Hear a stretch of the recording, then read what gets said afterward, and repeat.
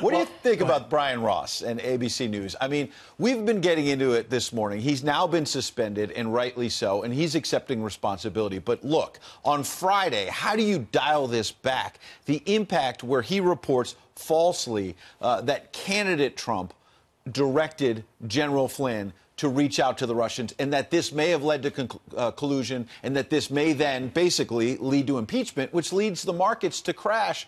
They correct it after the markets have closed and after the media narrative, Governor, has been set.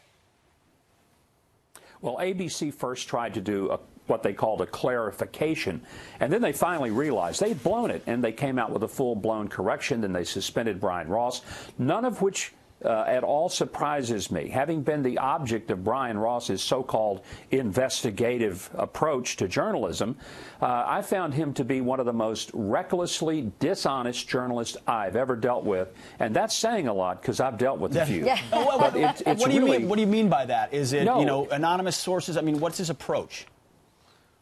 Well, his approach is that he has a story that he wants to prove, and then he goes about and he just makes up some stuff, and then he gets sources that are, for the most part, impeachable sources, and then he puts together, and then he does an ambush interview where he just continues to hammer you after the same question over and over. It was so bad in one particular case where he was going after me that the crew, normally, who are agnostic about the content of the news, when it was all over, they said, "My gosh, what's that guy got against you?" It was that kind of moment, and it was ridiculous. He was totally wrong on the facts.